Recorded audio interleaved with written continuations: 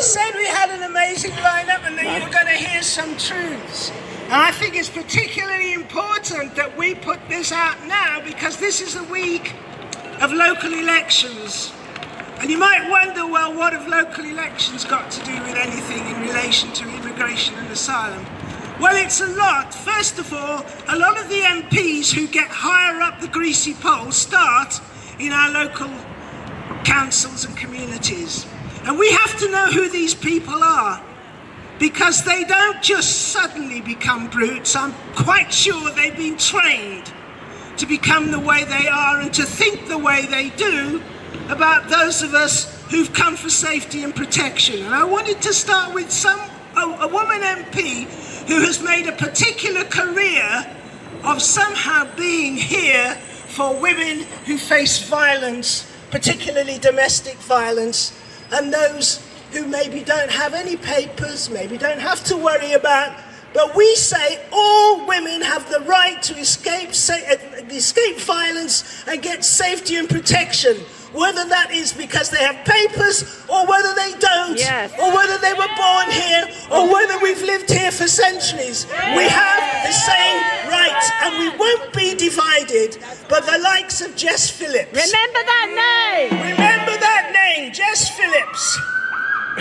Because she's been on the media saying that organisations that can be trusted to corroborate women's stories have to be more tightly controlled. She says domestic violence victims are lying. Domestic violence women are not telling the truth. Shame! And that therefore we're lying about what we've been through. Shame! Okay, well she means groups like ours.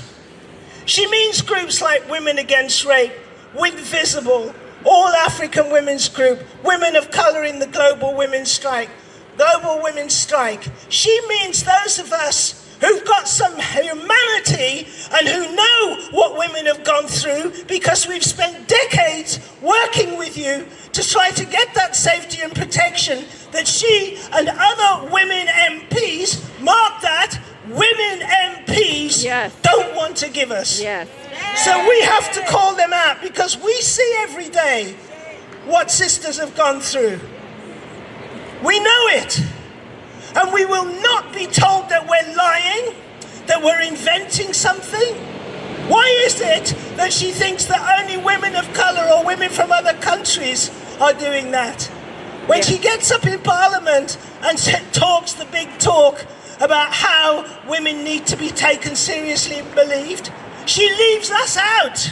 Yeah. We don't matter. Yeah. Because we don't somehow give her the career that she's after. Yes. Okay, end of that. We've had enough of any MP that does that, male, female, or whatever. Yes. We are tired of the MPs talking about representing us and doing the exact opposite once they stalk the corridors of power. Yes. So now we know we can do something about it.